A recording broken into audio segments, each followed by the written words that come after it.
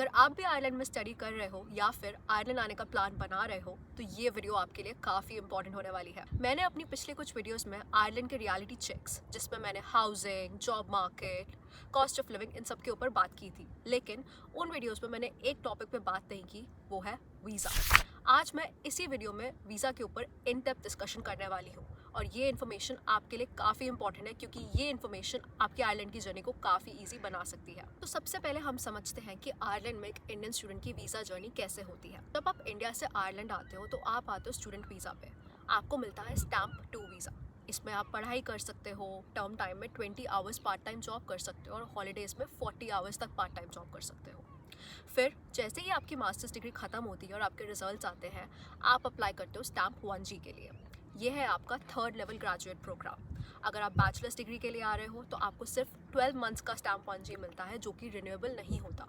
But अगर आप masters degree के लिए आ रहे हो तो आपको पहले 12 मंथ्स का मिलता है, फिर आप उसको और 12 मंथ्स के लिए रिन्यू कर सकते हो। तो मतलब आपके पास टोटल 2 साल मिलते हैं जॉब सिक्योर करने के लिए। ये है आपका गोल्डन विंडो एक जॉब ढूंढने का। बट असली प्रॉब्लम शुरू होती है जब आपका स्टैम्प 1G खत्म हो जाता है। तो जैसे ही आपका स्टैम्प 1G खत्म होता है, आपको चाहिए होती है एम्प्लॉयमेंट परमिट, मतलब कि वीज़ा स्पॉन्सरशिप। आयरलैंड में इसके बेसिकली 2 मेन टाइप्स हैं। एक है जनरल स्किल्स एम्प्लॉयमेंट परमिट और दूसरा है critical skills employment permit. General skills आपका ब्रॉडर रोल्स कवर करता है और क्रिटिकल स्किल्स उसमें जैसे IT, हेल्थ केयर, ऐसी हाई डिमांड फील्ड्स आती हैं। क्रिटिकल स्किल्स एम्प्लॉयमेंट परमिट काफ़ी डिज़ायरेबल है क्योंकि इसमें 21 मंथ्स काम करने के बाद आप सीधा स्टैम्प 4 के लिए अप्लाई कर सकते हो, जिसमें आप बिना किसी परमिट के काम कर सकते हो और आयरलैंड में रह सकते हो। इसे आप आयरलैंड का एक परमानेंट रेजिडेंस की तरह ही समझो। अब यहाँ आती है वो चीज़ जिसके बारे में अभी तक किसी ने प्रॉपर्ली बात नहीं की है, और ये 2026 के फ्रेश अपडेट्स हैं। तो अगर आपको वीज़ा स्पॉन्सरशिप चाहिए तो जनरल एम्प्लॉयमेंट परमिट के लिए आपकी सैलरी मिनिमम 36,605 यूरोज़ होनी चाहिए। वहीं क्रिटिकल स्किल्स एम्प्लॉयमेंट परमिट के लिए आपको मिनिमम 40,904 यूरोज़ की सैलरी चाहिए। ये सिर्फ नंबर्स नहीं हैं, ये नंबर्स आपकी पूरी जॉब हंट की स्ट्रैटेजी बदल सकते हैं। आयरलैंड की गवर्नमेंट ने ये नंबर सिर्फ 2026 तक नहीं रखे हैं, इनफैक्ट उन्होंने 2030 तक का रोड मैप बनाया है।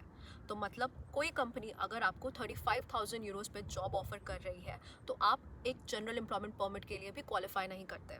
और हाँ, ये नंबर्स हर साल बढ़ते रहेंगे, तो आपके लिए काफ़ी इंपॉर्टेंट है कि आप अपनी एम्प्लॉयमेंट परमिट जल्दी से जल्दी सिक्योर कर लो।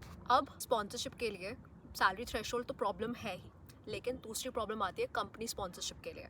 आप स्टैम्प 1G पर हो, आप 2 साल आराम से काम कर सकते हो, लेकिन जैसे ही आपके वो 2 साल ख़त्म होते हैं तब कंपनी को आपको ऑफिशियली स्पॉन्सर करना पड़ता है आपकी एम्प्लॉयमेंट परमिट के लिए। अब होता ये है कि जैसे ही कंपनी को ये रियलाइज़ होता है तो काफ़ी कंपनीज रिफ्यूज़ कर देती है स्पॉन्सर करने से, और वहीं आती है सबसे बड़ी दिक्कत। क्यों? क्योंकि कंपनी को आपको स्पॉन्सर करने से पहले एक लेबर मार्केट टेस्ट करना होता है। तो बेसिकली उन्हें गवर्नमेंट को प्रूव करना पड़ता है कि वो जिस जॉब के लिए हायर कर रहे हैं उसके लिए कोई लोकल या यूरोपियन कैंडिडेट अवेलेबल है ही नहीं।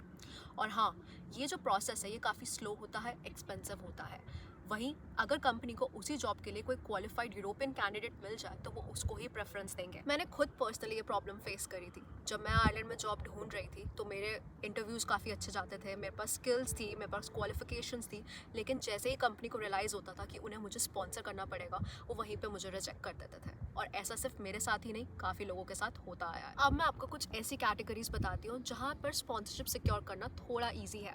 तो आप बिग टेक कंपनीज जैसे Google, Meta, Microsoft, Amazon, LinkedIn, इन जैसी कंपनीज को टारगेट कर सकते हो। फाइनेंशियल सर्विसेज में आप master card, JP Morgan, different famous consulting firms या फिर बिग 4 जैसी कंपनीज को टारगेट कर सकते हो।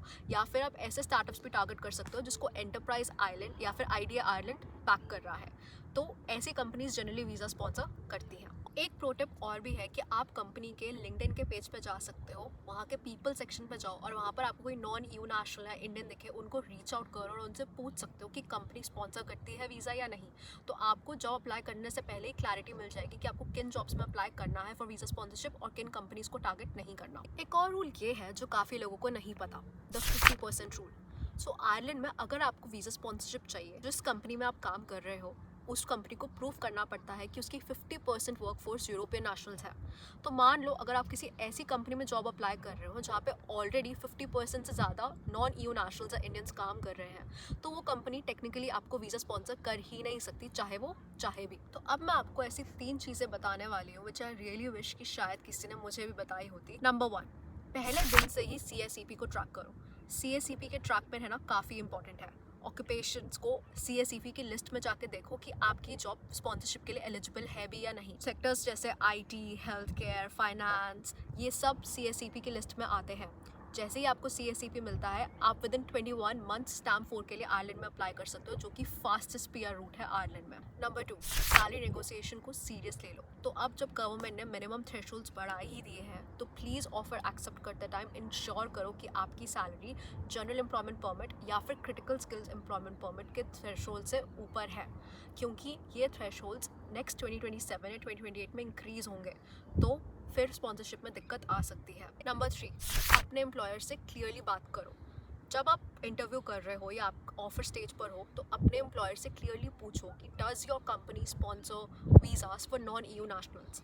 अगर वो बोले कि विल सी या फिर ऐसा कुछ डायरेक्ट आंसर ना दें, तो आई थिंक वो एक क्लियर साइन है कि वो शायद आपका वीज़ा स्पॉन्सर ना करे। तो ऐसी जगह पर या ऐसी जॉब्स पर अपना टाइम एंड एफर्ट मत वेस्ट करो जहां आपको दिख रहा है कि आपको आगे जाकर स्पॉन्सरशिप नहीं मिलेगी। तो ये था आयरलैंड का वीज़ा रियलिटी चेक 2026 के लेटेस्ट नंबर्स के साथ। मैं जानती हूँ कि ये इन्फॉर्मेशन आपको शायद थोड़ी ओवरवेलमिंग लग सकती है, बट ये नंबर्स जानना आपके लिए काफ़ी इंपॉर्टेंट है, ताकि आप मेंटली प्रिपेयर रहें और आपको बाद में जाके कोई शॉक ना लगे। मैं यहाँ आपको डिस्करेज करने नहीं आई।